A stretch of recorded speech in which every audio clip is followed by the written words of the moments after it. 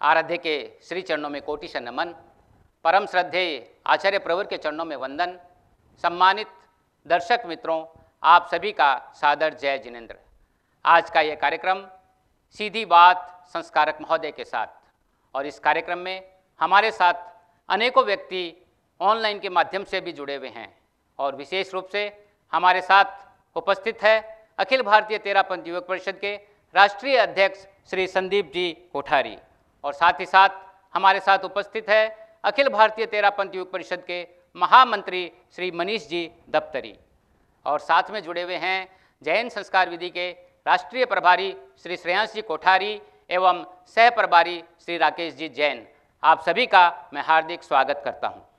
आज का ये कार्यक्रम सीधी बात संस्कारक महोदय के साथ, और इस कार्यक्रम के लिए विशेष रूप से उपस्थित हैं अखिल भारतीय तेरापंथ युवक परिषद के पूर्व उपाध्यक्ष एवं प्रबुद्ध विचारक श्री मुकेश जी गोगलिया।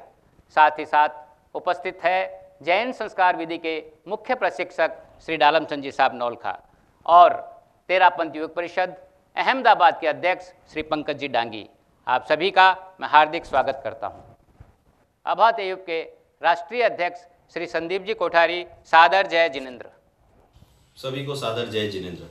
मेरा विनम्र निवेदन संदीप जी से आज के इस कार्यक्रम की विधिवत शुभारंभ की घोषणा करें एवं अपने अध्यक्षीय वक्तव्य के द्वारा हम सबका उत्साहवर्धन करें।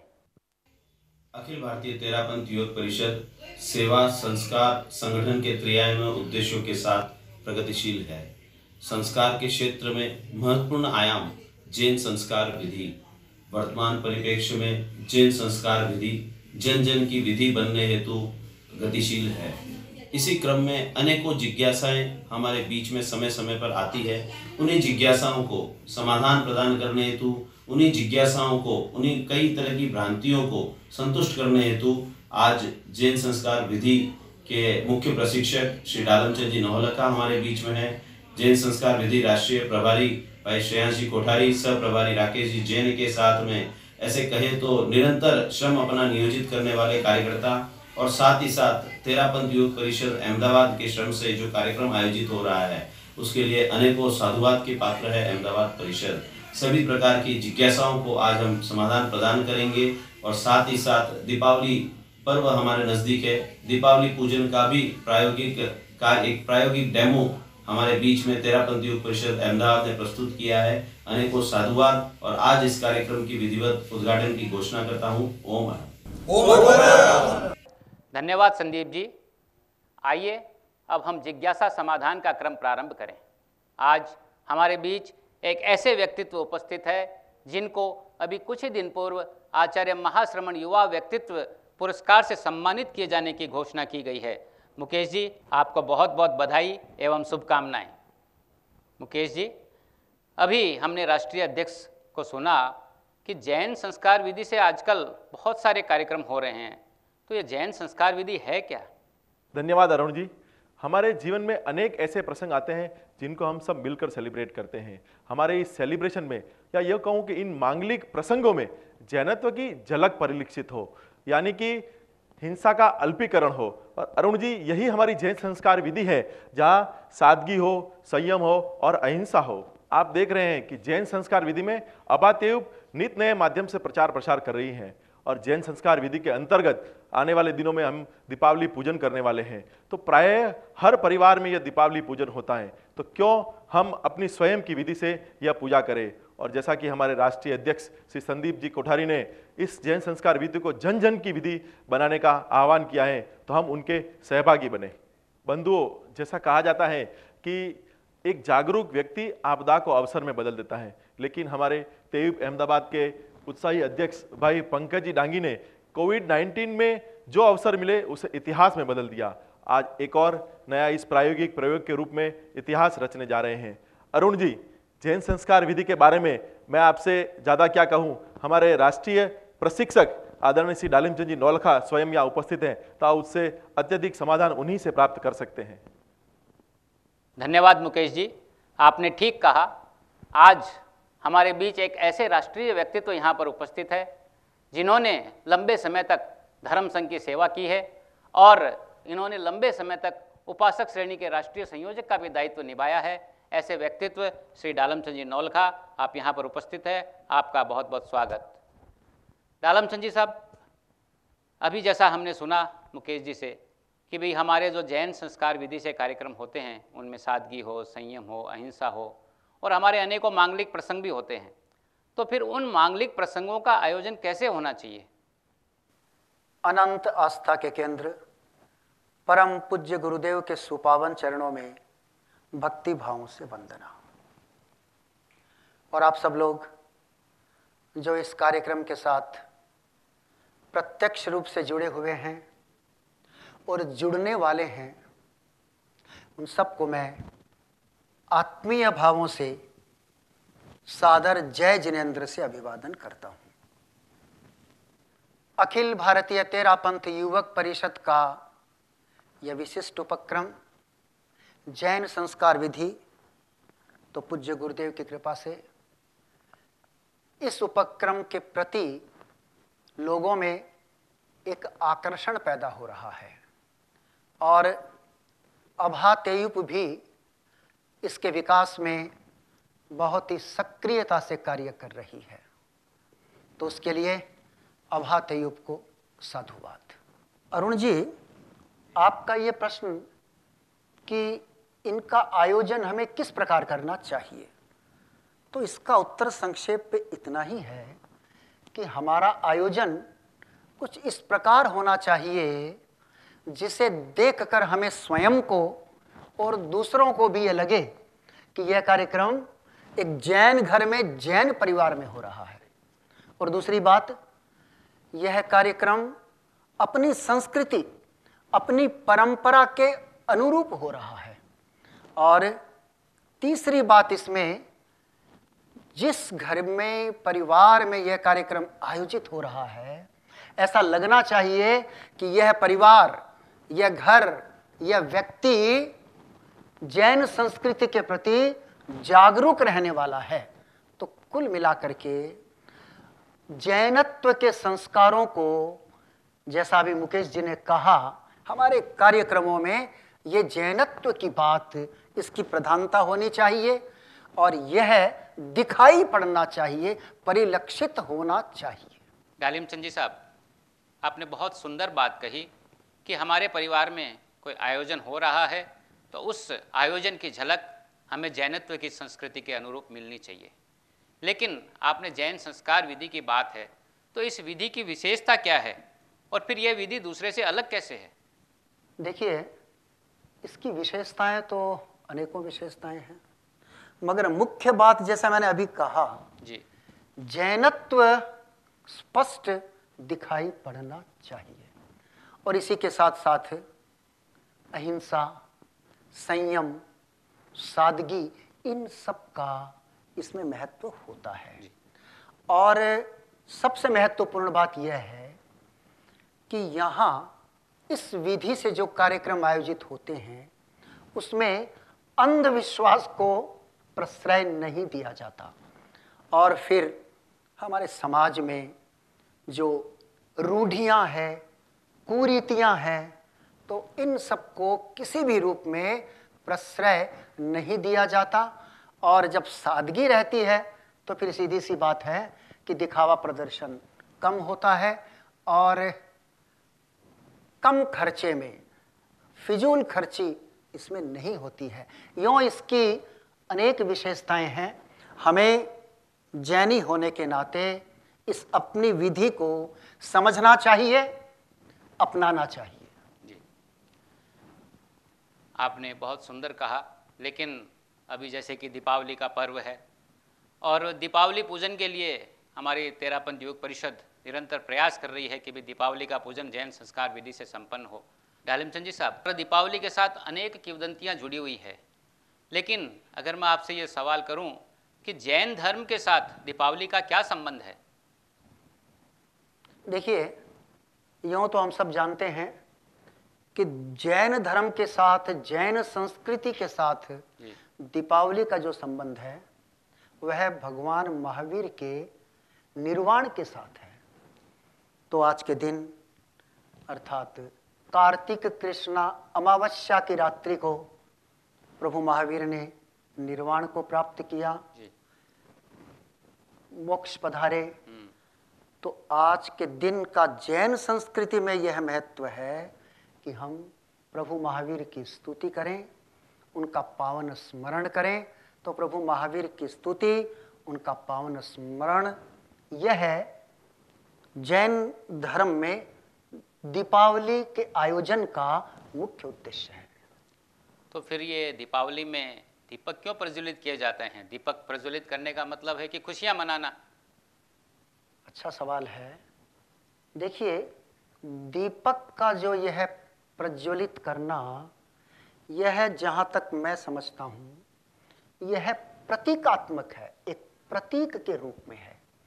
और इसके पीछे जो आधार है, वह आधार यह है कि अमावस्या की रात्रि, घना अंधकार, लोग आ रहे हैं, जा रहे हैं, प्रभु महावीर का निर्वाण हुआ, प्रभु का अंतिम दर्शन के लिए, निर्वाण कल्याणक में भाग लेने के लिए, और या कहें कि हम चरमोत्सव में भाग लेने के लिए, तो लोगों को आने जाने में कोई कठिनाई न हो, इसलिए देवों ने स्थान स्थान पर यों चमकते हुए प्रकाशमान रत्न स्थापित कर दिए।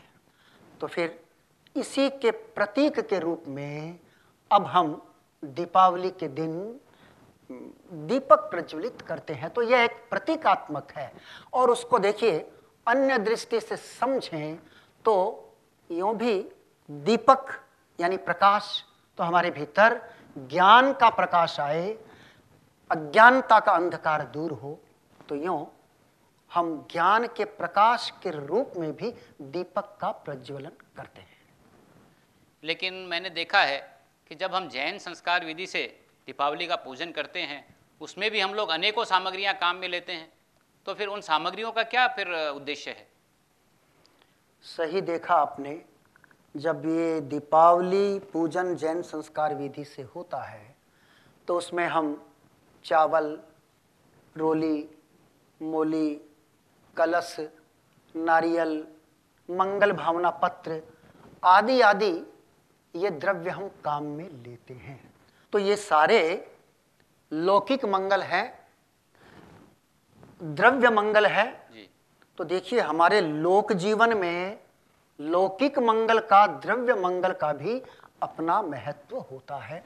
तो इस दृष्टि से हम इन वस्तुओं को पूजा की विधि में काम में लेते हैं। मगर यहाँ एक बात हमें ध्यान रखनी चाहिए कि इनमें से कोई भी वस्तु वह जीव सहित अर्थात सचित नहीं होती।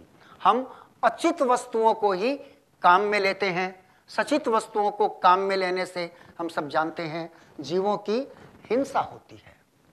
और इसी के साथ साथ एक प्रासंगिक रूप से महत्वपूर्ण बात मैं यह भी बताना चाहूँगा कि जैन संस्कृति में द्रव्य मंगल से भी ज़्यादा भाव मंगल की प्रधानता है, भाव मंगल का महत्व है। तो हमारा लक्ष्य यह होना चाहिए कि हम भाव मंगल तक पहुँचने का प्रयास करें। धन्यवाद डालिमचंद जी, आपने बहुत ही सुंदर समाधान प्रस्तुत किए। लेकिन मैं देख रहा हूँ हमारे यहाँ पर दर्शक मित्रों को जो कि आपस में कुछ चर्चा विचारणा कर रहे हैं, और मुझे लगता है उनके मन में भी इन समाधान को सुनकर कोई जिज्ञासाएं उठी है। तो मैं ये चाहूँगा कि इनकी भी कुछ जिज्ञासाओं को हम समाहित करें। जिनके मन में भी कोई जिज्ञासा है, आप हैंड रेज करें। बोलिए अरविंद जी, आपका क्या प्रश्न है? मेरा ये सवाल है, बिना फल फूल अगरबत्ती के ये पूजा कैसे? आपके इस सवाल का जवाब श्री श्रेयांश जी कोठारी, राष्ट्रीय प्रभारी जैन संस्कार विधि, जो कि हमारे साथ ऑनलाइन जुड़े हुए हैं, वो देंगे। आप सभी का सादर जय जिनेंद्र। वैदिक विधि में कई सारी वस्तुओं का प्रयोग किया जाता है, जैसे कि होम, हवन आदि।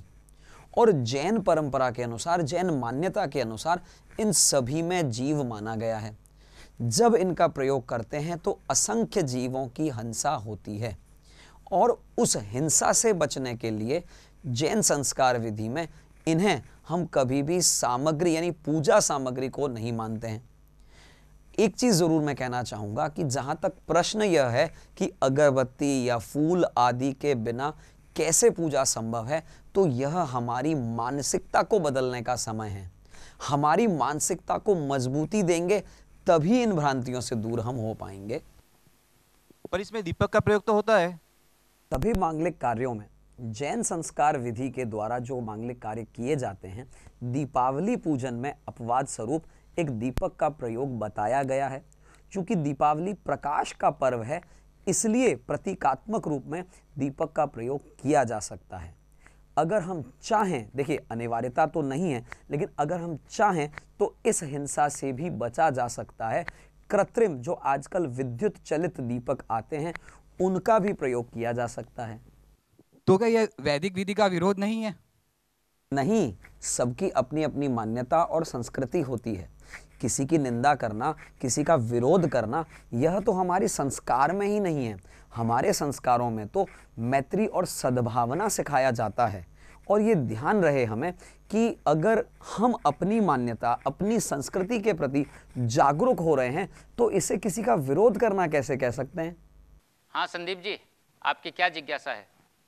क्या विधि संपन्नता के बाद हम आतिशबाजी कर सकते हैं? आपके इस सवाल का जवाब श्री राकेश जी जैन, सह प्रभारी जैन संस्कार विधि, जो कि प्रारंभ से ही हमारे साथ इस कार्यक्रम में जुड़े हुए हैं। जय जिनेंद्र, सभी को मेरा सादर जय जिनेंद्र। होनी तो नहीं चाहिए। माना आतिशबाजी खुशी जाहिर करने का एक माध्यम है, पर यह ठीक नहीं है। आतिशबाजी जैन संस्कृति भी नहीं है। कितने अग्निकाय के व अन्य जीवों की इसमें हिंसा होती है, कितना पोल्यूशन फैलता है, आग लगने, जलने, चोट लगने की भी पूरी संभावना रहती है। इसलिए जैन संस्कृति के अनुसार आतिशबाजी तो होनी ही नहीं चाहिए। हाँ सागर जी बोलिए, आपका क्या प्रश्न है? तो क्या ये विधि से रात्रि में भी पूजन किया जा सकता है क्या? हाँ, आपकी बहुत ही अच्छी जिज्ञासा है। कहीं भी जैन संस्कृति में या जैन विधि में ये नहीं कहा हुआ है कि हमें रात्रिकालीन पूजन नहीं करना चाहिए। हम दिन में भी रात्रि में भी जैसी आपकी भावना हो, जैसा शुभ मुहूर्त हो, जैसे शुभ लगन हो, उनको देख करके भी आप दिन में या रात में कभी भी आप पूजन कर सकते हैं। हमने अनेक जिज्ञासाओं का समाधान लिया है और हमारे अपूर्व जी हैंड रेज कर रहे हैं, उनकी भी कोई जिज्ञासा है। तो अपूर्व जी आप अपनी जिज्ञासा बताइए, आपकी जिज्ञासा का समाधान करेंगे श्री डालिम चंद जी नौलखा जी। तो क्या इसमें लौकिक देवी देवताओं की पूजा हो सकती है? अच्छा प्रश्न है। देखिए, यह तो स्पष्ट है कि दीपावली का संबंध प्रभु महावीर के निर्वाण के साथ में है। और यह भी स्पष्ट है कि प्रभु महावीर, भगवान महावीर धर्मदेव हैं, लोकोत्तर देव हैं, और देवी देवता ये लौकिक देव हैं। और इस दिन जो हम प्रभु महावीर की पावन स्तुति करते हैं, उनका पावन स्मरण करते हैं, यह लोकोत्तर पूजा है। और देवी देवताओं का पूजन यह लौकिक पूजा है। तो आप देखिए, लोकोत्तर देव धर्मदेव, लौकिक देव, लोकोत्तर पूजा, लौकिक पूजा, दोनों अलग अलग बातें हैं, दोनों दो है। इसलिए इसे हमें जोड़कर नहीं देखना चाहिए।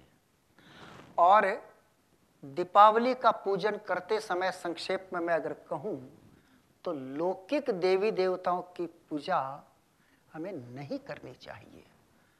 अब आप देखिए, सोचिए कि धर्मदेव से बढ़कर तो और क्या होगा। तो इसलिए हमें इन सब बातों पर गहराई से चिंतन, मनन और अध्ययन करना चाहिए। लेकिन लोग तो धन प्राप्ति के लिए दीपावली का पूजन करते हैं। बिल्कुल, धन की, लक्ष्मी की हमें ज़रूरत होती है, इसमें कहाँ कोई संदेह है। देखिए, एक बात मैं कहूँ, हम जैनी हैं, जैन संस्कार विधि के साथ में जुड़े हुए हैं, तो फिर हमारा यह भी कर्तव्य है कि हम जैन धर्म के कुछ सिद्धांतों को भी समझने का प्रयास करें। अब जैन धर्म का यह एक सिद्धांत है, थोड़ी टेक्निकल बात हो जाएगी, मैं बहुत संक्षेप में कहता हूं कि हमें जो कुछ धन दौलत, भौतिक वस्तुएं, भौतिक सुख सुविधाएं आदि जो भी प्राप्त होती है वह सब शुभ कर्म के उदय से, पुण्य के उदय से वह सब प्राप्त होता है। अब एक प्रश्न है कि पुण्य का बंधन कैसे होता है। देखिए, पुण्य का, शुभ कर्म का बंध वह धर्म करने से होता है। धर्म करेंगे तो पुण्य का बंध होगा। तो यहां हमें जैन दर्शन के कर्मवाद को और आत्मा ही सुख दुख की कर्ता, इस आत्मकर्तृत्ववाद को समझना चाहिए। कुल मिलाकर के सार की बात यह निकलती है कि हम जो धर्म करते हैं तो धर्म करने से प्रासंगिक रूप से पुण्य का बंध होता है, और फिर ये जितनी भौतिक वस्तुएं हमें धन दौलत आदि जैसा आपने पूछा, वो सब पुण्य के उदय से ही प्राप्त होती है। फिर मैं अपनी इस बात को दोहराऊंगा कि हमें इन बातों पर अच्छी तरह से अध्ययन करना चाहिए, चिंतन करना चाहिए, जैन मान्यता को, जैन दर्शन को समझने का प्रयास करना चाहिए। हाँ ललित जी, बताइए आपका क्या प्रश्न है। दीपावली पूजन में बही खातों के पूजन का क्या अर्थ है? हाँ, ये भी एक टेक्निकल प्रश्न है। वैसे देखा जाए तो बही खातों का तो क्या पूजन होगा, क्योंकि हम मानते हैं कि बही खाते वो पौद्गलिक होते हैं, बही खाते अजीव होते हैं, और अजीव की पूजा करना यह हमारी मान्यता के अनुरूप नहीं है। मगर यहाँ हमें ललित जी, यहाँ हमें पूजन का जो भाव मीनिंग है, भावार्थ है, उसे समझने का प्रयास करना है। और उसके लिए हम बही खातों में पूजन के समय जो कुछ लिखते हैं उस पर हमें गौर करना चाहिए। हम क्या लिखते हैं उस पर हमें ध्यान देना चाहिए। तो हम क्या लिखते हैं? हम लिखते हैं नमो समणस्य महावीरस्य, लिखते हैं ना। हम लिखते हैं नमस्कार महामंत्र।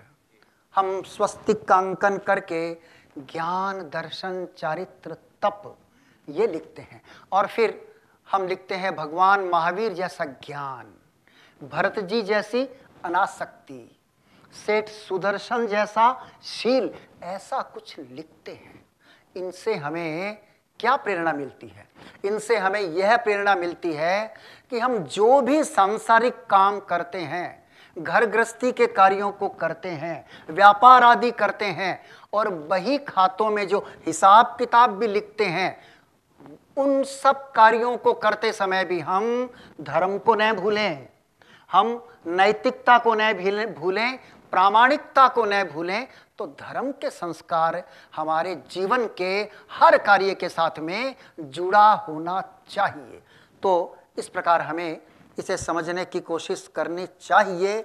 और यहाँ पूजन शब्द का भाव मीनिंग क्या है, भावार्थ क्या है, इसे समझने का हम प्रयास करेंगे तो हमें समाधान प्राप्त होगा। डालिमचंद जी साहब, आपने बही खाते के बारे में बहुत ही सुंदर समाधान दिया है, और हमने तो इन बही खातों को यही समझ रखा था कि भाई आज से हमारे अकाउंट्स के जो कार्य है वो शुरू हो जाते हैं। लेकिन आपने जिस आध्यात्मिक ढंग से इसका जो आध्यात्मिक रूप आपने प्रस्तुत किया है, वास्तव में यह एक हम सब के लिए जानकारी के योग्य बात है।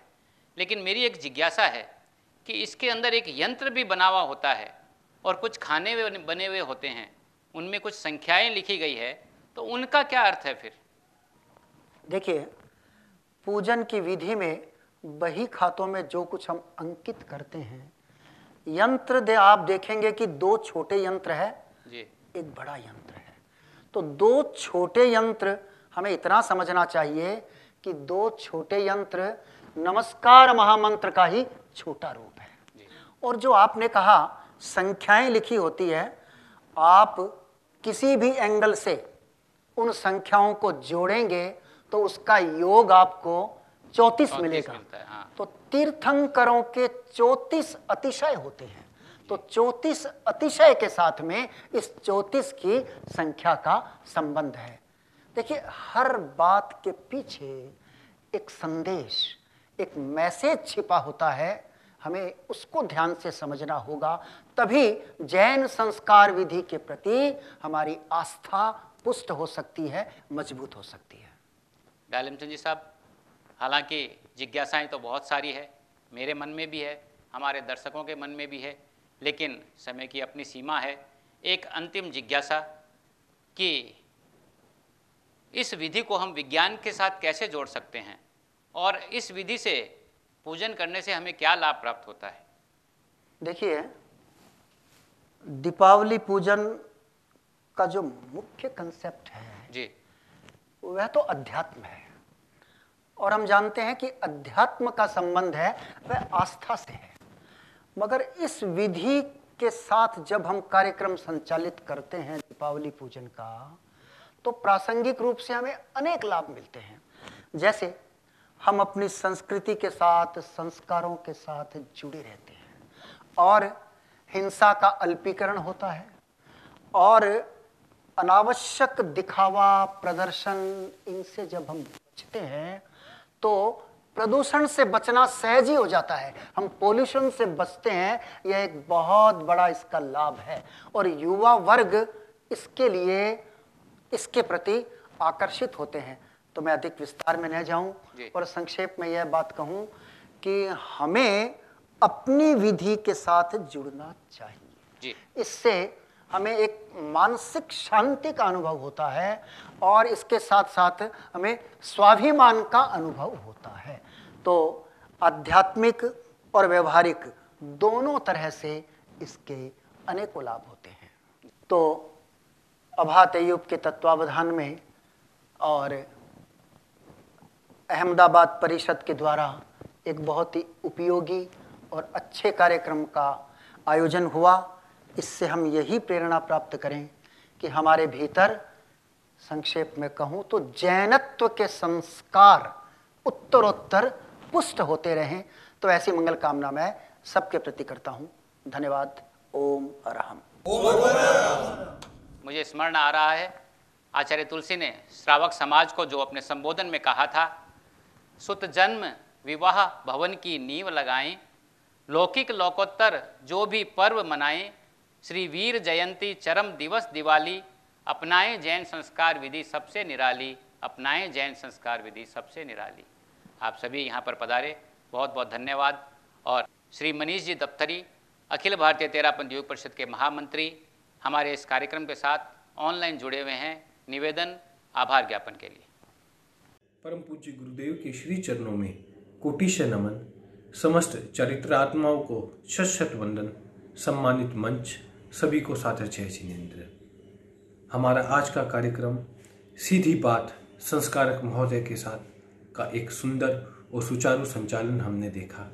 हमारे साथ जुड़े आदरणीय संस्कारक महोदय श्री डालमचंद जी साहब, अभा तैयूब के प्रबुद्ध विचारक श्री मुकेश जी गुगलिया, जैन संस्कार विधि के राष्ट्रीय प्रभारी श्री श्रेयांश जी, सह प्रभारी श्री राकेश जी के माध्यम से हमने अपनी विभिन्न जिज्ञासाओं का, विभिन्न भ्रांतियों का समाधान प्राप्त किया।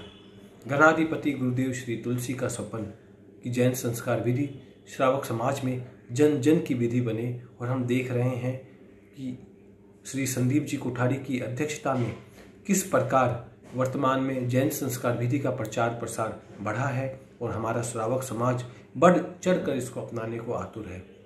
हमारा एक महापर्व दीपावली पर्व, जिसमें जैन संस्कार विधि के द्वारा हम इसको हमेशा से मनाते आए हैं, और हमारे श्रावक समाज में इसको लेकर काफ़ी उत्सुकता रहती है। उसके बारे में भी हमने बहुत कुछ जाना, सीखा, और अब आप जैन संस्कार विधि टीम के माध्यम से इसके बारे में विस्तृत जानकारी पोस्ट के माध्यम से प्राप्त करेंगे। आज की इस सुंदर आयोजना में तैयूब अहमदाबाद का विशेष श्रम नियोजित हुआ। मैं साधुवाद देना चाहूँगा श्री पंकज जी डांगी और उनकी संपूर्ण टीम को, जिन्होंने इतना शानदार आयोजन किया। मैं आभार व्यक्त करना चाहूँगा हमारे साथ जुड़े सभी सम्माननीय पैनलिस्ट महोदय का और हमारे सभी श्रोतागणों का, जिनके सहभागिता से ये कार्यक्रम इतना सुंदर बना। सबका आभार।